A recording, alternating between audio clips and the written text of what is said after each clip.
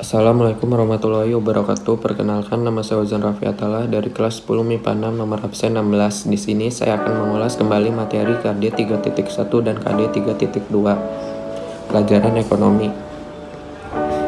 Di KD 3.1 bab 1 yaitu konsep dasar ilmu ekonomi. Pengertian ekonomi. Kata ekonomi berasal dari bahasa Yunani yakni oikonomia yang berarti manajemen rumah tangga. Ilmu ekonomi adalah studi tentang cara orang-orang dan masyarakat membuat pilihan dengan atau tanpa menggunakan uang.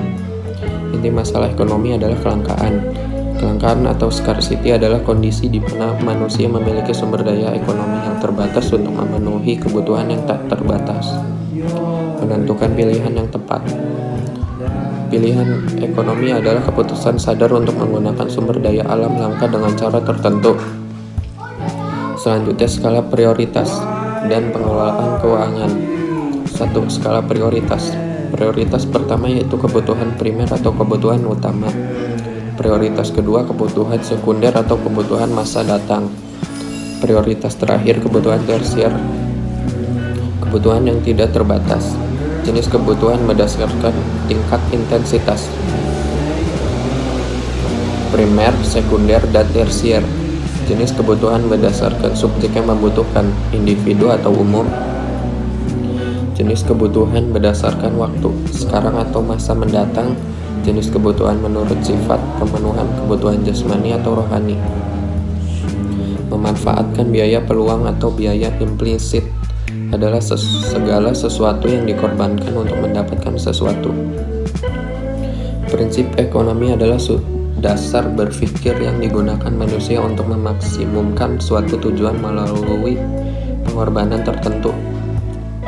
Dalam ekonomi, dorongan yang berasal dari dalam diri yang mampu membuat orang melakukan kegiatan ekonomi disebut motif ekonomi. Ada motif ekonomi produksi, distribusi, dan konsumsi.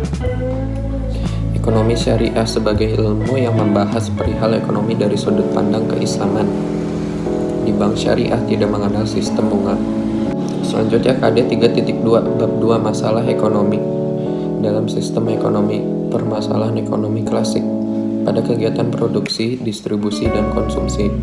Ekonomi mikro mempelajari perilaku individu dan rumah tangga perusahaan dalam membuat keputusan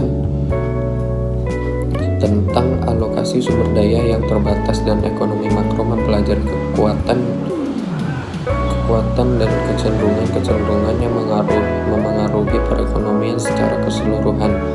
Sistem ekonomi adalah perpaduan dari aturan atau cara yang merupakan satu kesatuan dan digunakan untuk mencapai tujuan dalam perekonomian, yaitu ada sistem ekonomi tradisional, sistem ekonomi komando, sistem ekonomi pasar, dan sistem ekonomi campuran. Pada pasal 33 dari UUD 1945 merupakan pasal yang berhubungan dengan sistem ekonomi Indonesia. Sekian saja yang dapat saya sampaikan, kurang lebihnya mohon maaf. Wassalamualaikum warahmatullahi wabarakatuh.